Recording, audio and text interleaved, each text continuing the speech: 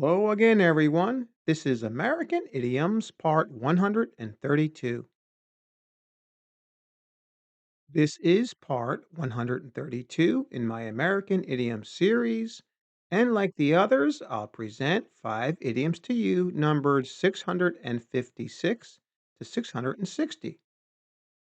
But first, I'll give you a chance to guess their meanings.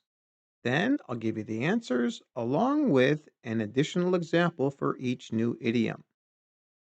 I also recommend that you pause the video at each question to give yourself some extra time to think of the answers. So, are you ready?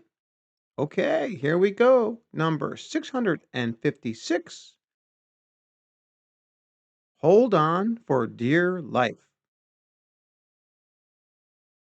And the example is during the last recession, our company held on for dear life by reducing costs wherever we could to survive. And luckily, we're still in business. Can you guess the meaning?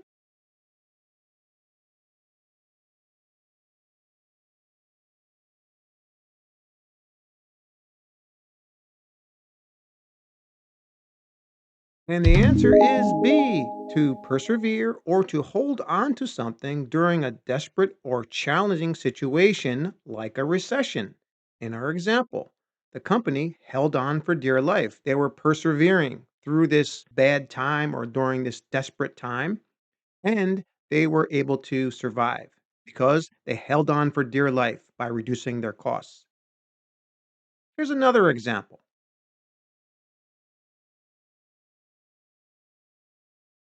I heard the wind howling last night during the storm.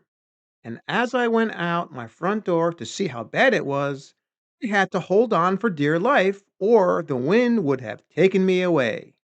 In this case, we're talking about a literal meaning of to hold on for dear life. This person was holding on for dear life.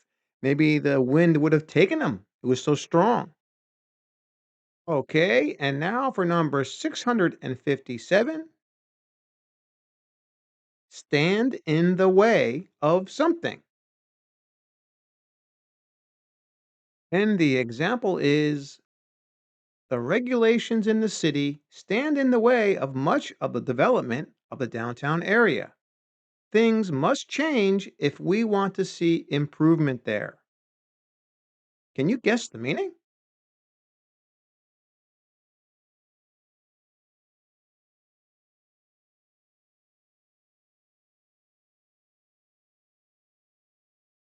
And the answer here is C, to be an obstacle to someone's or something's progress, like in our example with the regulations. They're an obstacle to this development of the downtown area.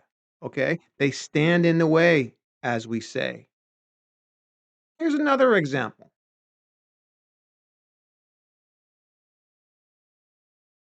The union's stubbornness about cutting back on the employees' healthcare benefits stood in the way of reaching an agreement with management.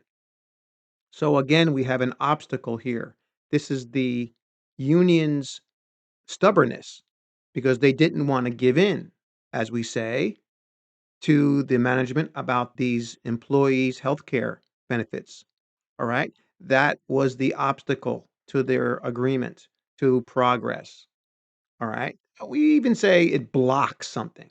If something stands in the way, it blocks it, it stops something. Okay. Now for number 658, stuff one's face. And the example is we always stuff our faces with turkey and stuffing every Thanksgiving. And then, after eating pumpkin pie and having some coffee, we all take a short nap before we eat even more turkey. Can you guess the meaning?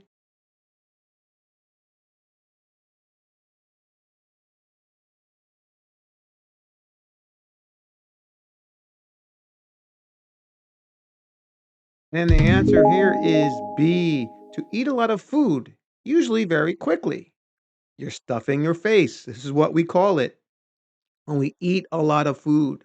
Like in our example here on Thanksgiving in America, It's a big holiday, a lot of food, and people stuff their faces with it, okay, with the turkey every Thanksgiving, usually.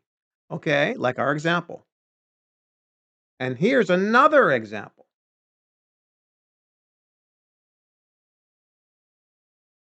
Whenever I watch football games on Sunday, I usually stuff my face with pizza, chicken wings, and ice cream. I love it.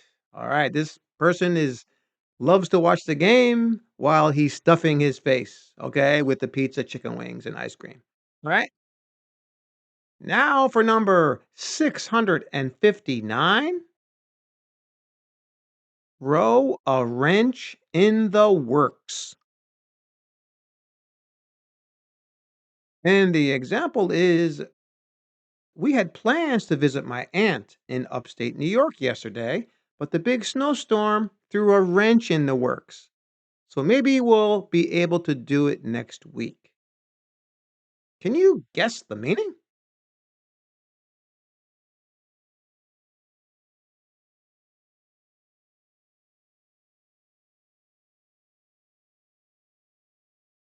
And the answer here is A, to disrupt, foil, or cause problems to a plan, to throw a wrench in there into the works, meaning the planning process or just your plans in general, like in our example, the snowstorm is what disrupted the plans of these people that were going to visit their aunt.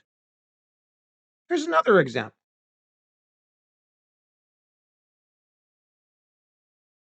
The sudden resignation of our CEO threw a wrench in the works for the sale of our company. Now we have the sale of a company, and what's disrupting it? The CEO's resignation. Okay? That threw the wrench into the works, into the plans. All right. And now for our final idiom, number 660, on the warpath. And the example is after we missed our deadline for the second straight time, our boss was on the warpath and threatened to fire our whole department. Can you guess the meaning?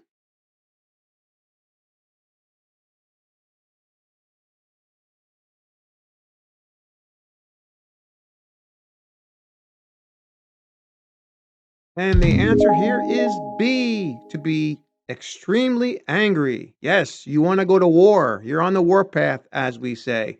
Like in our example, the boss was very upset. They missed their deadline for the second straight time, so he was very, very angry, extremely angry, and he even threatened to fire everyone. Here's another example.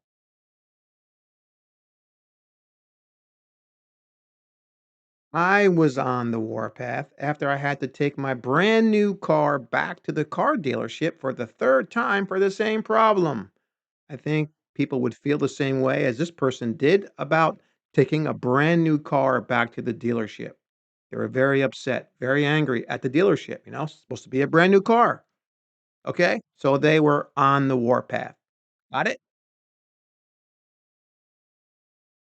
And that's all for this video.